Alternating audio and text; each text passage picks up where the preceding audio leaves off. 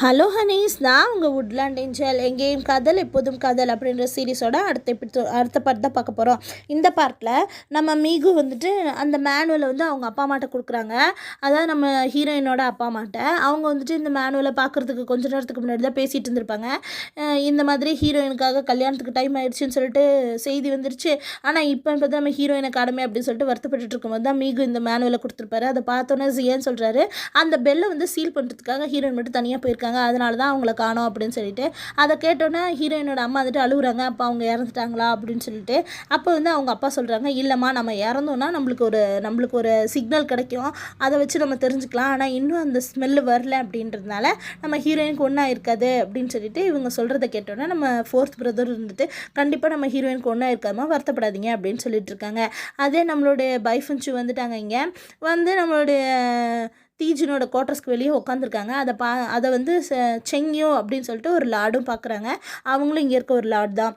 அவங்க வந்துட்டு என்ன பண்ணுறாங்கன்னா, என்னம்மா பண்ணிகிட்ருக்க குட்டி பொண்ணு அப்படின்னோடனே இவங்க வந்துட்டு நிமிந்து பார்த்துட்டு, நீ பொண்ணு தானே அப்படின்னு சொல்லி கேட்குறாங்க. ஏமா நான் ஆம்பளை பையன் மாதிரி ட்ரெஸ் போட்டிருக்கேன், பொண்ணுன்னு சொல்லிட்டே அப்படின்னு. எங்கள் ஆண்டி இப்படி தான் அடிக்கடி ட்ரெஸ் பண்ணுவாங்க அப்படின்னா. அப்படியா, சந்தோஷம். நீ யார் அப்படின்னா, நான் சின்சுலேருந்து வந்திருக்கேன், பைஃபன்ச்சு அப்படின்றாங்க. ஓ, நீ இப்போ ஆண்டின்னு சொன்னது பைச்சியானே அப்படி சொல்லிட்டு இவங்க சொல்கிறாங்க. ஏன்னா பைச்சியான் ரொம்ப அழகாக இருப்பாங்களே, அவங்கள வந்து இவங்க சென்னியுக்கும் ரொம்ப பிடிக்கும். அதுக்கு வந்து அவங்க கேட்கும்போது, சரி நீ இப்போ என்ன பண்ணுறதுக்காக இங்கே உட்காந்துருக்க அப்படின்னா, இந்த மாதிரி நான் நன்றி கடன் செலுத்துறதுக்காக வந்தேன், இவங்க உள்ளே விட மாட்டேன்றாங்க அப்படின்றாங்க. அப்படியா, சரி வா நான் உனக்கு ஐடியா கொடுக்குறேன் அப்படின்னு சொல்லிட்டு கூட்டிகிட்டு போய் அந்த தாமரை குளம்னு ஒன்று இருக்குது, அந்த இடத்துல நின்று அவங்களுக்கு வந்து ஐடியா கொடுத்துட்ருக்காங்க. அதை பார்த்தோன்னே இவங்களும் வந்து வேலைக்காரி மாதிரி வந்துடுறாங்க. நீ வேலைக்காரி மாதிரி வந்தினா தானே அவருக்கு என்றைக்காவது ஏதாவது உதவி தேவைப்படுதுன்னு தெரிஞ்சால் நீ போய் உதவி பண்ண முடியும்னு சொல்லியிருந்திருப்பாங்க. அதனால் வேலைக்காரி மாதிரி இவங்களும் வந்திருக்காங்க. அதை பார்த்தோன்னே சிமின் வந்து ஷாக் ஆகிடுறாரு. இப்படி இருந்தால் தான் சரி பண்ண முடியும், நான் போகிறேன், லேட் ஆகிடுச்சு அப்படின்னு சொல்லிட்டு இவங்க வேகமாக போகிறாங்க. அந்த இடத்துல ஹீரோவோட கசின் வராங்க. அவங்க வந்துட்டு ஹீரோ மட்டும் எப்போவுமே அவரை சுற்றி ஆம்பளை பசங்களாக வச்சுருக்காங்க, ஆனால் அந்த தீஜுன் மட்டும் எப்போவுமே பொண்ணுங்களாகவே வச்சுருக்காங்க அப்படின்னு சொல்லிட்டு இவங்க ரொம்ப கோப்புறாங்க. ஏன்னா இந்த கசின் பொண்ணுக்கும் நம்ம தீஜுன்னு ரொம்ப பிடிக்கும். அப்போ வந்துட்டு இவங்க வந்து இவங்களுக்குன்னு கொடுக்குற இடத்துல இருந்துட்டு அங்கேருந்து யோசிச்சு பார்க்குறாங்க, நம்ம எப்படியா தீஜுனுங்க வந்து நேருக்கு நேராக பார்த்து பேசிடணும் அப்படின்னு சொல்லிட்டு. அதனால் அவங்க டீ எடுத்துகிட்டு போகலான்ட்டு வராங்க. அந்த கசின் பொண்ணு கண்டுபிடிச்சிட்றாங்க. அவங்கள பிடிச்சி திட்டுறாங்க, நீ தான் புதுசாக வந்திருக்க பொண்ணு, நீ எப்படி வந்து அதுக்குள்ளே தீஜுனுக்கு நேரடியாக வந்து காஃபி கொடுக்குற அளவுக்கு வந்துட்டியா அப்படின்னு சொல்லிட்டு அங்கே இருக்க ஒரு பொண்ணை அங்கே இருக்க சீனியர் இருந்திருப்பாங்கள்ல, அந்த பொண்ணுக்கிட்ட வந்து கூப்பிட்டு, இந்த பொண்ணுக்கு நல்லா வந்து ஒரு பனிஷ்மெண்ட் கொடுங்க, அப்போ தான் அந்த பொண்ணுக்கு தெரியும் அப்படின்னு சொல்லி செம்ம வேலை வாங்கிடுறாங்க. அவங்க உட்காந்து அவங்களோட வாலெல்லாம் வெளியே தெரியுற மாதிரி நின்று ரெஸ்ட் எடுத்துகிட்ருக்காங்க. அப்போ செங்கி வந்து என்னம்மா பண்ணிகிட்ருக்க அப்படின்னு சொல்லி கேட்கும்போது, இந்த மாதிரி என்னை புள்ளி பண்ணுறாங்க அப்படின்னு சொல்லி அவங்க சொல்கிறாங்க. சரி கொஞ்ச நாள் வெயிட் பண்ணி அவங்களுக்கு எப்படி அட்வான்டேஜ் இருக்கோ அதே மாதிரி தானே உங்கள் ஹீரோயினும் இங்கே வந்து அவங்களோட கசினுக்கு வந்து ஒய்ஃபாக இருக்காங்க, அதனால் உனக்கும் அட்வான்டேஜ் இருக்குது, ஆனால் வெயிட் பண்ண சரியாயிடும் அப்படின்னு சொல்கிறாங்க. நம்ம ஹீரோயினை கட்டுறாங்க. ஹீரோயின் வந்து நம்ம ஹீரோவை கொண்டு வந்து அந்த குகையில் விட்டுட்டு போகிறாங்க. உனக்கு எப்படியும் உடம்பு சரியில்லை, நான் பார்த்துக்கிட்டே இப்போ தான் உனக்கு சரியாயிடுச்சு அப்படின்னா, நீ இல்லைன்னா எனக்கு எப்போவோ சரியாக இருக்கும், இது ஒன்றும் என் இடம் இல்லைம்மா அப்படின்றாரு அவர். அப்போ வந்துட்டு இவரும் சரின்னு சொல்லிட்டு அங்கேருந்து போகலான்னு போகும்போது அங்கே ஒரு குருவி இருக்குது. அந்த குருவியை எடுத்துகிட்டு வந்துடுறாங்க நம்ம ஹீரோயின். ஆனால் அந்த குருவியோட கூண்டை வெளியே வச்சுட்டு அவங்க போர்வை பற்றி தூங்கிட்டு இருக்காங்க. போர்வை இழுத்தோன்னே அந்த குருவியோட கூண்டு கீழே விழுகுது. கரெக்டாக விழுகும்போது நம்ம ஹீரோ வந்து பிடிச்சிட்றாரு. அதை பார்த்தோன்னே அவர் சிரிக்கிறாரு. சிரிச்சுட்டு எப்பவும் போல் வந்து பக்கத்தில் படுத்துக்கிறாரு. ஹீரோயினும் நல்லா ஹக் பண்ணிட்டு படுத்து தூங்கிடுறாங்க.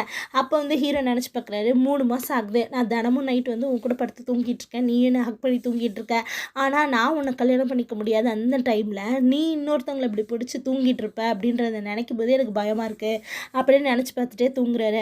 அதே நம்மளுடைய டீமன் வேர்ல்டோட நம்ம கோஸ்ட் வேர்ல்டோட பிரின்சஸை கட்டுறாங்க. அங்கே இருக்க அந்த லயன் வந்து எப்படியா நம்ம பிரின்ஸை காப்பாற்றணும், பெரிய பிரின்ஸை இவர் தான், சின்ன பிரின்ஸ் தான் அரைச்சி வச்சுருக்காரு, வாங்க போய் காப்பாற்றலான்னு சொல்லி கூட்டிகிட்டு வராங்க. அந்த சமயத்தில் ஹியூமன் வேர்ல்டில் வந்துட்டு ஒரு பிரச்சனை நடக்குது. அவங்க அங்கே வந்து பேசிகிட்டு இருக்காங்க. அந்த ஜன்னல் வழியாக எட்டி பார்க்குறாங்க நம்ம பிரின்ஸும் கோல்டன் லயனும். அது என்னன்னு பார்த்தீங்கன்னா, நம்ம ஹீரோயின் வந்து காலையில் எழுந்திரிச்சோன்னே நம்ம பக்கத்தில் அந்த ஸ்னேக் இருக்கிறத பார்த்துட்டு அதை எப்பவும் போல் கூடையில் தூக்கி போட்டு வந்துக்கிட்டு இருக்காங்க. அதை வந்து அந்த கெட்ட பூசாரி இருக்கா இல்லையா, அதை பார்த்தோன்னே கெட்ட சாமியார், அதை பார்த்தோன்னே இவங்களை வந்து டீமனெல்லாம் வச்சுருக்கான், இவன் ஒரு மான்ஸ்டர் உள்ளே வச்சுருக்கான் அப்படி சொல்லிட்டு நம்ம ஹீரோயினை புள்ளி பண்ணுறாங்க. எல்லாரும் அந்த காய்கறி இலையெல்லாம் தூக்கி அடிப்பாங்கள்ல, அந்த மாதிரி அடிச்சுட்டு இருக்கும்போது நம்மளுடைய ஹீரோக்கு கோவம் வந்து அவரோட ட்ரூ ஃபங்க் வந்துடுறாரு. பார்த்தா அது ஒரு பிளாக் ட்ராகன். அதை பார்த்தோன்னே நம்ம ஹீரோயின் வந்து, நீ ஒரு ட்ராகனா, எப்படி நான் வந்து உன்னை என் வீட்டில் வைக்கிறது, என் வீடு சின்னதாக இருக்கே அப்படின்னு சொல்லிட்டு இருப்பாங்க. ஆனால் ஹீரோ வந்துட்டு தன்னோட ட்ரூ ஃபங்க் வந்தோடனே அந்த கெட்ட பூசாரியை வந்து தண்ணி வச்சு அடிச்சிட்றாரு. அடிச்சுட்டு போச்சு நம்ம நம்ம ட்ரூ ஃபார்ம் தெரிஞ்சிச்சு, நம்ம போய் ஹெவன்லி பேலஸ்க்கு வந்து நான் வந்து பதில் சொல்லிவிட்டு அப்புறம் வந்து உன்னை பார்க்குறேன் அப்படின்னு சொல்லிட்டு ஹீரோயின்ட்ட மனசால் சொல்லிவிட்டு அவர் அப்படி அங்கேருந்து போயிடுறாரு. ஹீரோயின் அதுக்கப்புறம் எல்லோரும் தூக்கி வச்சு கொண்டாடுறாங்க. ஏன்னா அந்த குழந்தைய கூட காப்பாற்றிருப்பாங்கல்ல, அந்த பாட்டியும் வந்து ட்ராகன் லார்டு தான் அன்றைக்கி என் குழந்தைய காப்பாற்றினாங்க, நீ என் கூடவே இருந்துரு, இனிமேல் அங்கே போகாத அப்படின்னு சொல்லி எல்லோரும் சொல்லியிருந்திருப்பாங்க. அப்போ வந்துட்டு இந்த கோல்டன் லைனும் வாங்க நம்ம பேலஸ்க்கே போகலாம் அப்படின்னு சொல்லிட்டு கோஸ்ட் பேலஸ்க்கு கூட்டிகிட்டு போய்ட்றாங்க. இங்கே விடிய விடிய ஹீரோயின் இதை பற்றி பேசிகிட்டு இருக்காங்க. ஆனால் ஹீரோ வந்துட்டு சிம்மினை கூப்பிட்டு அந்த கெட்ட பூசாரிக்கு வந்து தண்டனை கொடுக்க சொல்கிறாரு. இங்கே வந்துட்டு சரி நம்ம ட்ரெஸ்ஸை சேஞ்ச் பண்ணலான்னு சொல்லிட்டு பண்ணும்போது நம்மளோட சுஜின் வந்துட்டு நான் உங்களுக்கு உதவி பண்ணுறேன் அப்படின்னு சொல்கிறாங்க. ஆனால் அவர் வந்துட்டு நீ எங்கள் தாத்தா கல்யாணம் பண்ணிக்க போகிறீங்க, எனக்கு என்ன உதவி பண்ணுறீங்க அப்படின்னா கடைசியாக ஒரே ஒரு தடவை அப்படின்னா ஒன்றும் தேவையில்லை, நீங்களா போகிறீங்களா இல்லை நாள் வச்சு துரத்தி விட்டுட்டுமா அப்படின்னு சொல்லிட்டு அங்கேருந்து போயிடுறாங்க. அப்போ சூஜின்னு சொல்கிறாங்க, நான் வந்து ஹெவன்லி ஃபாதரை ஹெவன்லி லார்டை கல்யாணம் பண்ணிக்க வேண்டிய காரணமே இல்லை, அது காரணமே என்னன்னு உனக்கு தெரியாதா அப்படின்னு சொல்லிட்டு இவங்க அழுதுட்டுருக்காங்க. அவங்க ஃபுல்லாக ட்ரிங்க்ஸ் பண்ணியிருப்பாங்க போல். அதே இங்கே வந்தோடனே நம்மளோட தேர்ட் பிரின்ஸ்கிட்ட நம்ம ஹீரோ கேட்டுட்ருக்காரு, நான் நன்றி கடனை செலுத்தணும், எனக்கு எப்படியாவது ஹெல்ப் பண்ணுங்க அப்படின்னு சொன்னோன்னே ஒரு பொண்ணு தனியாக இருக்குது, அந்த பொண்ணை நான் நன்றி கடன் செலுத்துறதுக்கு உதவி செய்யுங்க அப்படின்னா நீ உன்னோட ட்ரூ ஃபார்மை காட்ட அவள் பயந்துருவா அப்படின்றாங்க. ட்ரூ ஃபார்மை பார்த்து கூட அந்த பொண்ணு பயப்படல, நீங்கள் நினைக்கிற மாதிரி சாதாரண பொண்ணு அது இல்லை அப்படிங்கிறாரு. அப்போ நீ வந்து ரொம்ப பாவப்பட்ட மாதிரி நடிகை அப்படின்னா சூப்பர் இதுதான் கரெக்டாக வரும் அப்படின்னு சொல்லிட்டு ஆனந்தமாக அவரை பார்த்து சொல்லிட்டு போகும்போது இந்த பையன் என்னடா இதை பற்றி பேசும்போது மட்டும் ரொம்ப ஹேண்ட்ஸமாக அழகாக தெரியும், டேய் மறந்துடாதடா நீ இருக்கும்போது அதை சுற்றி ஸ்பெல் போட்டு வை அப்படின்னு சொல்கிறாங்க. ஏற்கனவே போட்டு தான் வந்திருக்கேன், இப்போவும் போனவொன்னே ரெடி பண்ணிடுறான் அப்படின்னு சொல்லிட்டு அவர் சந்தோஷமாக அங்கேருந்து போயிட்டுறாரு. அதே இங்கே சிம்மினை கட்டுறாங்க. சிம்மின் நேராக வந்து அந்த கெட்ட பூசாரிக்கு வந்து பனிஷ்மெண்ட் கொடுக்குற மாதிரி நம்ம காட்டுறாங்க. கனவுல வந்து கொடுக்குறாரு. அதே வந்துட்டு ஹீரோயின் வந்து விடிய விடிய இந்த ட்ராகனை பற்றி பேசிகிட்டு இருந்துட்டு அப்புறம் போய் தூங்குறாங்க. பார்த்தா காலையில் எழுந்திரிச்சு வரும்போது நம்ம ஹீரோ அடிப்பட்ட நிலமையில வந்து வாசப்படியில் உட்காந்துருக்காரு. அதை பார்த்தோன்னே இவங்க கூட்டிகிட்டு வந்து மருந்தெல்லாம் போடுறாங்க. அந்த மருந்து போடும்போது அவங்களுக்கு அழுகே வந்துடுது. நான் சின்ன சின்ன மிருகங்களை தான் பார்த்துக்கிட்டேன், இந்த மருந்து உனக்கு செட் ஆகுமான்னு தெரியல, நான் ஃபஸ்ட்டு உனக்கு மருந்து போட்டு விட்றேன் அப்படி சொல்லிட்டுலாம் போடும்போது அதில் நிறைய காயங்கள் இருக்கிறத பார்த்து அழுகுறாங்களா. அதை பார்த்தோன்னே ஹீரோக்கு மனசு கஷ்டமாக இருக்குது. அவங்க போய் அந்த துணியை கழுவிட்டு வரும்போது அதுக்குள்ளே நம்மளோட ஹீரோவே அதை சரி பண்ணிடுறாரு. என்ன அதுக்குள்ளே சரியாயிடுச்சு அப்படின்னா நீங்கள் கொடுத்த மருந்து அப்படி சொல்லிட்டு இவர் சொல்லிடுறாரு. உடனே இப்போ உள்காயங்கள் நிறையா இருக்கும்ல அப்படின்னா இரும்பி வேற காட்டுறாரு. அப்போ சரி நீ ரெஸ்ட் எடு அப்படின்னு சொல்லிட்டு அவங்க அங்கேருந்து சாப்பாடெல்லாம் கொண்டு வந்து ஊட்டி விடுறாங்க. இல்லை வேணாம் நானே சாப்பிட்டுக்கிறேன்னா அவங்க அழகாக அவங்களுக்கு ஊட்டி விட்றாங்க. அப்போ வந்து ஹீரோ கேட்குறேன் பேர் என்ன அப்படின்னு சொல்லிட்டு எனக்கு பேரே இல்லை அப்படின்னா சரி நீ வந்து பிளெயினாக ட்ரெஸ் பண்ணுறதுனால நான் உனக்கு சூசூன்னு பேர் வைக்கிறேன் அப்படின்னு சொல்கிறாரு. சரி உன் பேர் என்ன அப்படின்னு சொல்லிட்டு நம்ம ஹீரோயின் கேட்குறாங்க. அப்போ வந்து அவர் வந்துட்டு சொல்கிறாரு என் பேர் யூஹா அப்படின்னு சொல்லிட்டு. யூஹாவா அப்படின்னா எனக்கு தெரியலையே எழுதி கட்டுறியா அப்படின்னு சொன்னோன்னா கையில் எழுதி கட்டுறாங்க. ஆனால் ஹீரோயினுக்கு அப்படியே பதட்டமாயிருது. அவங்க கையை வாங்கிக்கிட்டு வேகமாக ஓடி வந்து வெளியே நின்று மூச்சு வாங்கிட்டு இருக்காங்க. அது நைட் ஆகிடுது. நைட் ஆனோடனே எல்லாம் சாப்பிட்டு தூங்குறாங்க. அப்போ தூங்க போகும்போது நம்ம ஹீரோயின் வந்து அவங்க முன்னாடி டைனிங் டேபிள் மாதிரி ஒரு இடம் இருக்குது, அங்கேயே படுத்து தூங்குறாங்க. ஹீரோ வந்ததே அவங்க கூட படுத்து தூங்குறதுக்கு தான். அதனால் திபுன்னு தூக்கிட்டு போய் பக்கத்தில் படுக்க வச்சுட்டு தூங்கிடுறாரு. அப்படியே ஒரு சந்தோஷம் அந்த முகத்தில். அப்போ காலையில் விடிஞ்சிருது. அப்புறம் வேகமாக ஓடி வந்து ஹீரோவை வந்து ஹீரோயின் எழுப்புறாங்க. வா வெளியே வா, அப்படியே வீடு தீ பிடிக்க போகுது அப்படி சொல்லிட்டு ஓடி வராங்க. அதை பார்த்தோன்னே என்னத்தை இப்படி கருக்குடு அப்படின்னு சொல்லி கேட்கும்போது இந்த மாதிரி நான் உனக்கு சிக்கனை வந்து சுட்டு கொடுக்கலான்னு நினச்சேன், அதனால் இப்படி ஆயிடுச்சு அப்படின்றாங்க. அப்போ வந்துட்டு இதுக்கு முன்னாடி என் கூட ஒரு ஸ்னேக் இருந்துச்சு, அது பச்சை கறி தான் சாப்பிட தெரியுமா, என் கூட போர்வையெல்லாம் போச்சுட்டு தூங்குச்சு, ஆனால் இப்போ தான் அது சொல்லாமல் போயிடுச்சு அப்படின்னா ஸ்னேக்குக்கு போர்வையெல்லாம் தேவையில்லைம்மா, அதுக்கு கட்டிலும் தேவையில்லை அப்படின்னா அப்படியா என் ஸ்னேக் அப்படி தான் அப்படின்னு சொல்லிட்டு போகிறாங்க. இவருக்கு என்ன சொல்கிறதுனே தெரியல. இவரும் சிரிச்சுட்டு அமைதியாக நிற்கிறாரு. சரி நான் உனக்காக பழமும் மூலிகையும் பறிச்சுட்டு வந்துடுறேன், நான் போகிறேன் அப்படின்னு சொல்லிட்டு அவங்க போகிறாங்க. அப்புறம் போயிட்டு ரொம்ப நேரம் கழிச்சும் அவர் வரல, அவங்க வரல. இவர் விறகுலாம் வெட்டி வைக்கிறாரு.